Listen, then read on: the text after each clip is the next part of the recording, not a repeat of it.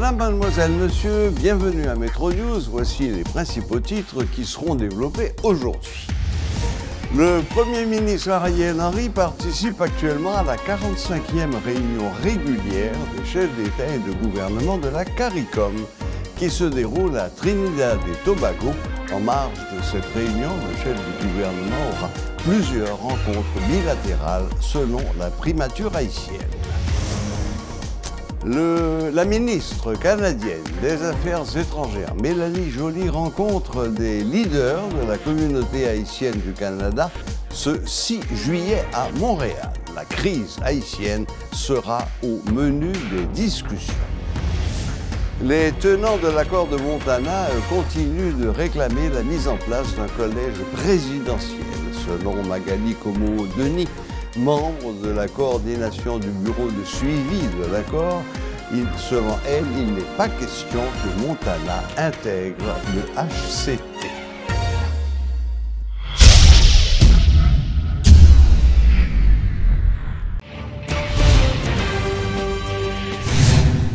Le Premier ministre Ariel Henry se trouve actuellement à Trinidad et Tobago où il participe à la 45e réunion régulière des chefs d'État et de gouvernement de la CARICOM. Selon la primature, en marge de cette réunion, le chef du gouvernement aura plusieurs rencontres bilatérales. Le Premier ministre participera en outre aux activités de célébration du 50e anniversaire de la signature du traité de Chaguaramas ayant créé la CARICOM. En l'absence du chef du gouvernement, l'intérim est assuré par le ministre de l'Économie et des Finances, M. Michel Patrick Boisvert. Les tenants de l'accord de Montana continuent de réclamer la mise en place d'un collège présidentiel. Il ne saurait être question que ces membres de l'accord intègrent le HCT, affirme Magali Comeau-Denis, membre de la coordination du bureau de suivi de l'accord de Montana. Elle a affirmé que seule une telle structure est susceptible de pacifier le jeu politique haïtien et de lancer les grands chantiers de la transition. Montana, toujours clair. Nous revendiquons instauration d'un ordre institutionnel par la restauration des trois pouvoirs sur un mode consensuel, transitionnel de l'État, système judiciaire, organe de contrôle, exécutif, bicéphale. L'exécutif bicéphale, du collège présidentiel, là, Madame le collège Denis. présidentiel, dans proposition exécutif bicéphale là, Montana dit, ça l'a toujours dit. Hein? C'était quoi? Un représentant de l'accord du 21 décembre, un représentant de l'accord de Montana, un représentant de ce regroupement de partis politiques qui créé dans le mois de janvier là, et leurs alliés. Le groupe des 8 peut-être? Le collectif des partis politiques, du 30 janvier, c'est comme ça qu'il est. Un représentant secteur privé, un représentant diaspora. Donc, non. C'était ça le collège présidentiel que vous avez proposé, c'est-à-dire le groupe. Ça nous proposait, nous proposer une présidence collégiale, les carrés les collèges présidentiels, les carrés les HCT, les carrés les conseils de salut public, les carrés les conseils de gouvernement, cabal non vléa, une présidence collégiale. Comment dirigerait cette présidence collégiale, par exemple? Une présidence collégiale que Montana la donne. Okay. HCT et professeur Oni de Roche, là, qui l'a parlé, qui c'est HCT, et il doit participer dans Montel avec Ariel Henry, il met entre la donne. Mais ce n'est pas de ça qu'on a parlé nous-mêmes. Allez-y. Je vais insister, Montana n'a pas jamais dit qu'il paraît pour l'entrée dans l'élargissement HCT. Depuis décembre 2021, nous proposons une présidence collégiale. Pourquoi? Nous disons que nous cherchons pacification. Nous sommes passés toute une période là de pouvoir autoritaire, personnel, et nous la donnons toujours avec Ariel Henry. Il ne faut pas tête nous mentir, non? Nous non dictature. Concentration pouvoir ça, nous non dictature. Sa dictature a manqué son dictateur d'envergure. Ou grand dictateur qui n'a pas d'envergure. Mais on a une dictature. Donc, nous disons, dans le moment ça, pour éviter concentration de pouvoir, dans un monde qui peut arriver côté lié à travers une élection, et dans quête de pacification, de rassembler le plus que possible, de faire en sorte que le pays apprend responsabilité en main, nous faisons former une présidence collégiale ça, avec de 5 membres, avec bien sûr un membre qui présidait le collège là et qui jouait le rôle de président de la transition. Les autres membres de ce collège seraient chargés de grands chantiers qui pourraient faire dans la transition. Ou qu'il y a un membre collège là qui est en charge du chantier électoral. Dans le chantier électoral, il n'y a pas de parler de comme si l'élection c'est CEP. Dès pour monter un CEP, ou Abdou a fait l'élection. Jovenel te gon CEP. C'est Ariel, oui, qui révoque. C'est Ariel qui crase CEP Jovenel là, oui. Donc, tu as gagné l'élection parce que tu as gagné CEP? C'est pas question. Le système électoral doit être repensé. Nous avons un système électoral là et pour redonner confiance. Donc, chantier électoral là, système électoral là, il fait pour mettre la population en confiance pour participer. Pour un système actuellement qui supprime électeurs. Ou un chantier conférence nationale là. Ou un chantier vérité justice là. Ou un chantier économique. Dans la période ça, c'est une période qui pourra demander des mesures spéciales de la part de l'État. Parce que nous souhaitons gagner des leviers de pouvoir qui permettent de mettre en application ensemble de feuilles de route, de programmes que nous pensons qui prennent la population un soulagement. L'Organisation de résistance pour une Haïti stable et démocratique prévoit toute une série d'activités pour commémorer le 2e anniversaire de l'assassinat de Jovenel Moïse les 6 et 7 juillet prochains. Des messes seront organisées ainsi que des marches pacifiques à Port-au-Prince et notamment à Pèlerin 5, lieu de résidence du président assassiné, ainsi qu'au Cap-Haïtien.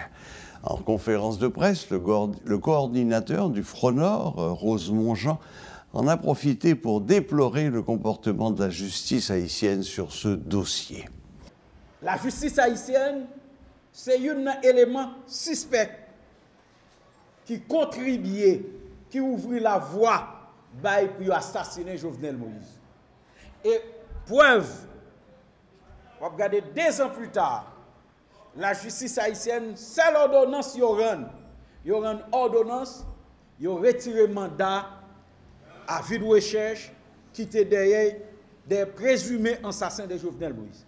L'exemple, ou bien Pasteur Forge, ou bien Pasteur Gérald Bataille, ou bien Paul Denis, ou bien de l'autre qui dans la rue, Mounsayo, qui a des mandats derrière, la justice et la police pas fait aucun effort pour appréhender Mounsayo, tel que Madame Koch et autres et la pire. Ça veut dire qui ça? Ça veut dire yo montrer à clair que yo même non seulement yo cautionné assassinat, yo validé assassinat et yo pas intéressé pour Jovenel Moïse jouer justice. Et c'est peut-être ça nous-mêmes organisation ça yo dans démarche que nous avons menée, nous supporter revendication Madame Martine Moïse, première dame, qui a fait un plaidoyer pour gagner un tribunal pénal international à la manière de Liban lorsqu'il a été assassiné président libanais.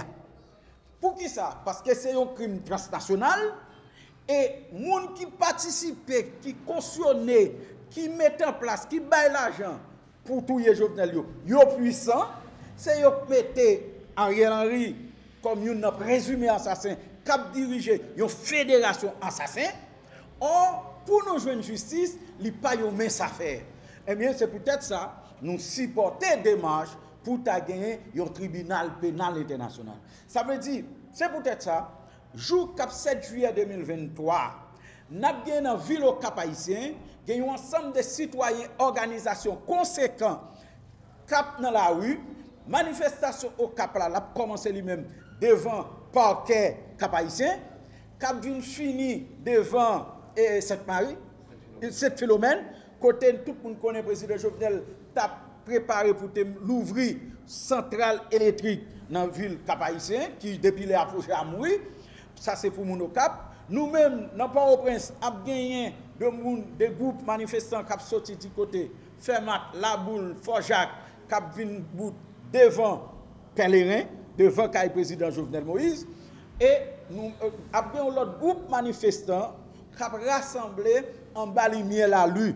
Dans la soirée 6 ouvrier 7 juillet, il y a une chaîne veillée patriotique qui a fait devant rentrer le président Jovenel Pèlerin 5. Nous invitons tous les camarades, la presse, etc., pour nous capables de continuer l'humain flambeau que faut Jovenel Moïse joigne justice et faut assassin joigne ça mérité. La direction de coordination des bureaux régionaux de la loterie de l'État haïtien, LEH, dénonce les menaces et les actes d'intimidation proférés à l'encontre des employés de l'institution dans plusieurs régions du pays. En conférence de presse ce mardi, Pierre Rolex a rappelé que l'Association nationale des tenanciers de Borlette, ANTB, n'est pas autorisée à représenter la LEH depuis 2018. Suivez les explications du directeur de coordination des bureaux régionaux de la loterie de l'État haïtien, Pierre Rolex. Zach Sayo qui mené par des individus qui, à la solde de une association tenancier Borlette qui gagne dans le pays, qui depuis un bon bout de temps fait tête li passer pour un percepteur de taxes qui fait tête li passer pour cap jouer rôle loterie de l'État haïtien t'a dû jouer dans recouvrir taxes qui les droits fixes et variables dans les affaires jouet hasard dans pays. Moun sa yo fait accompagné par plusieurs magistrats qui fait partie de magistrats de Bouyo. Nous voulons rappeler que article 2 dans décret qui te mettait sous pied association ça dit que association ça c'est une association à but non lucratif. Et comme une association à but non lucratif, li pas gagné droit pour que li prétende à faire bénéfice à recouvrir dans place l'État. Nous avons noté que en 2013, tu as un accord effectivement côté que à travers l'accord ça, l'Autrian te mandaté association ça puisque lui-même il te gagne plus de représentativité à travers le pays pour que lui te travaille avec l'Autrian et te fait travail recouvrement pour l'Autrian. Comme il n'a pas payé, actuellement l'Autrian a mené un ensemble d'actions en justice contre eux parce que vous avez 5 ans pour payer l'Autrian de 2013 à 2018, vous n'avez pas jamais fait ça. Nous pas renouveler le contrat ensemble avec eux. 2, nous demander à ce que vous payiez l'État. Actuellement, dossier devant ULCC, devant plusieurs autres instances, et que l'Autrien a demandé à ce que lui recouvre l'argent pendant 5 ans ça que l'institution ça a été mandatée pour te toucher pour lui. Et depuis 2018, nous rappelons à qui veut l'entendre, à tout tenancier, à tout le monde qui est intéressé, que ANTB pas mandaté encore pour lui toucher droits fixes et variables dans place loterie l'État haïtien. La ministre canadienne des Affaires étrangères, Mme Mélanie Joly, rencontre les leaders de la communauté haïtienne au Canada le 6 juillet prochain. Pour en parler, nous avons avec nous, depuis le Canada, en visioconférence, le professeur Wilner Caillot. Bonsoir, professeur Caillot, bienvenue à Metro News. Bonsoir à vous et merci de nous recevoir à Metro News.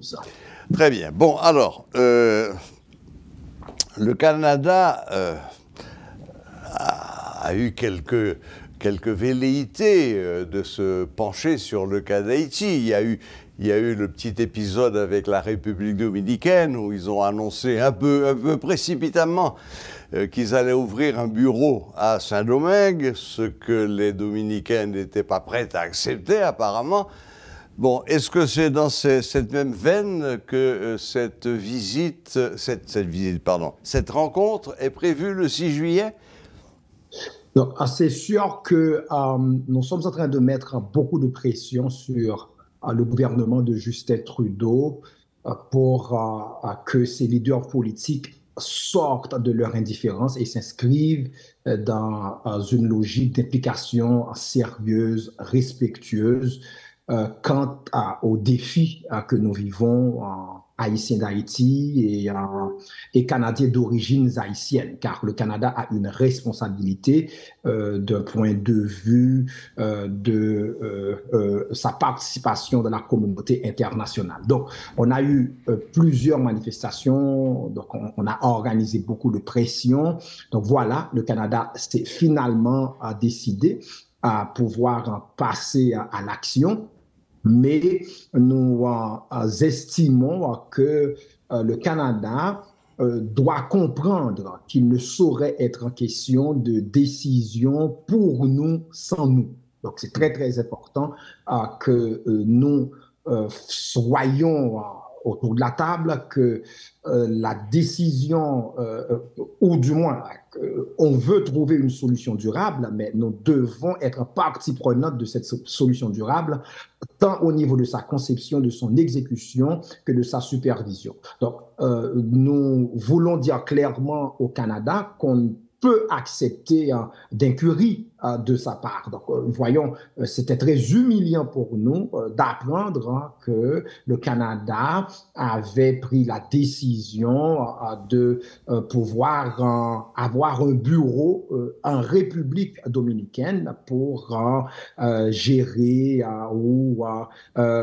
superviser une certaine force en lien avec ce qu'Haïti vit comme défi. Donc déjà, le Canada, on se demande si le cabinet, le bureau de Mélanie Joly, donc est-ce qu'ils ont fait leur travail? Parce qu'il y a tout un contentieux entre Haïti et le Canada et la République dominicaine. Donc, oui. Si on ne tient pas compte de ce contentieux, mais c'est vraiment banaliser ce que nous sommes, nous autres, comme Canadiens d'origine haïtienne, quant à une solution sérieuse. Donc, nous allons à cette rencontre pour être très, très clair. Oui, le Canada veut assumer sa responsabilité dans cette logique d'implication de la communauté internationale, mais nous disons toute solution pour Haïti doit être négociée avec nous, les Canadiens d'origine haïtienne, et les Haïtiens d'Haïti compétents, honnêtes, qui ont leur pays à cœur. Très bien, Monsieur Caillot. Mais bon, ces pressions que vous mettez sur le Canada, vous avez dit, avec des manifestations, etc., cette pression avait déjà été mise sur le Canada par les États-Unis, qui ont tout fait pour essayer que le Canada prenne la tête du mouvement international qui devait aider Haïti. Oui, c'est sûr.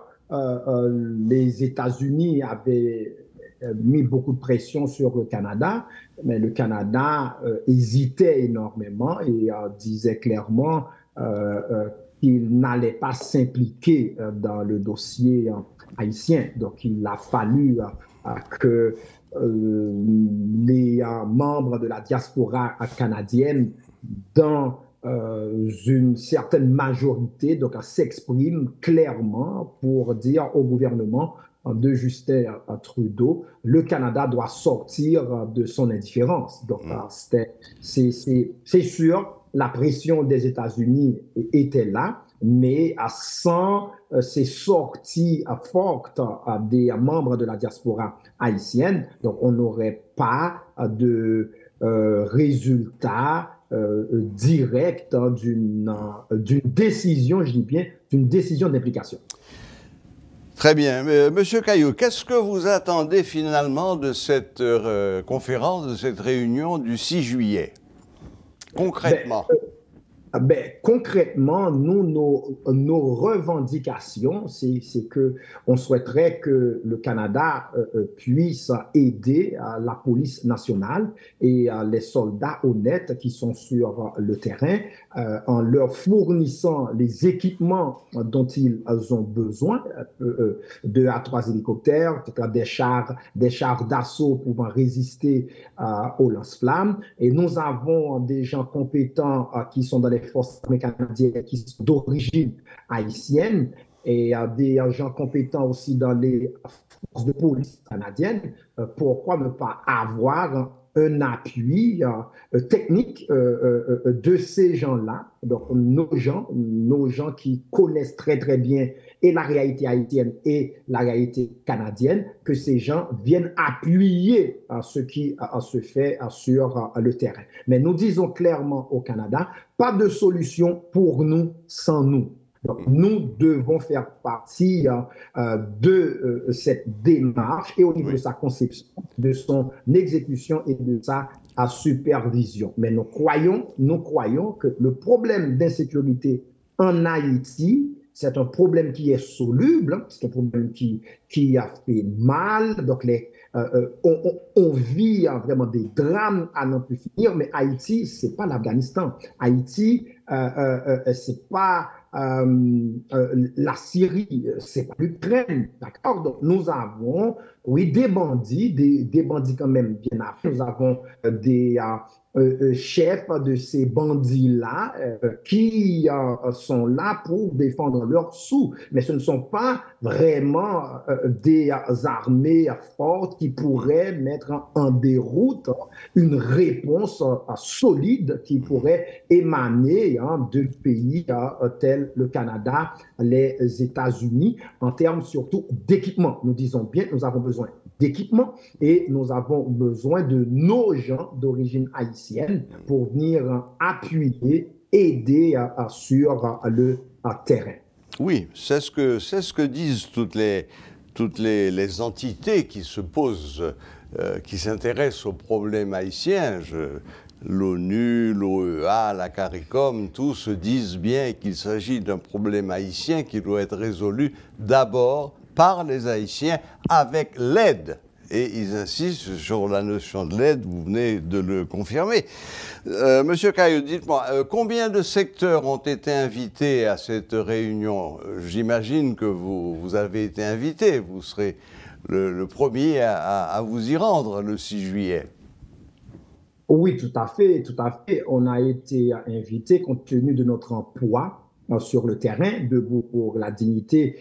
Eh bien, c'est beaucoup de gens de la diaspora haïtienne qui se tiennent debout pour une solution durable. Il y a quelques autres secteurs qui sont aussi qui seront de la table.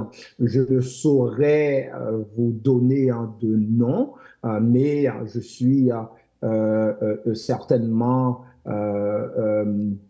donc à l'aise là à m'attendre à voir d'autres gens qui ont Haïti à cœur et qui veulent que la participation du Canada soit une participation respectueuse, mais une participation efficace. Donc, nous disons bien, participation efficace. Donc, nous savons très, très bien, Haïti a besoin d'équipement, a besoin de support, et donc, nous allons chercher en cela, comme le Québec a vécu des moments très, très difficiles. On a eu des centaines de pompiers du monde entier qui sont venus au Québec pour aider à régler les problèmes d'incendie majeurs que le Québec vit. Donc, Haïti recevoir cette collaboration de la part de pays dits amis, mais nous disons bien, collaboration, mais pas dictée. Donc, nous ne voulons pas de dictée de la part de ces puissances étrangères, mais la preuve, elle est là. On a bien compris. Donc, vous avez bien compris. Voilà. On a bien compris. Bon, Monsieur Caillot, vous personnellement, enfin, le groupe, la tendance que vous représentez, est-ce que vous êtes favorable à une intervention multinationale armée sur le sol haïtien pour venir, encore une fois, non pas imposer leurs lois, mais renforcer la PNH?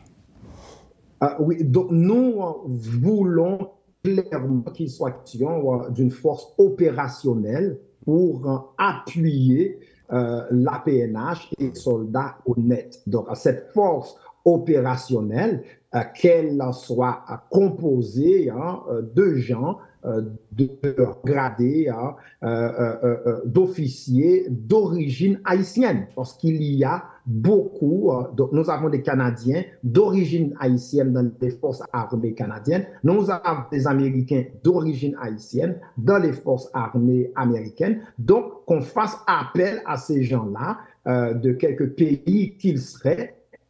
Pourquoi les fils du pays ne pourraient pas retourner sur le sol haïtien pour appuyer ce qui se fait en Haïti. Donc pour nous, c'est cette spécificité-là, d'accord? Donc nous ne voulons pas de force d'occupation, mais une force opérationnelle composée, je le précise, de gens d'origine haïtienne.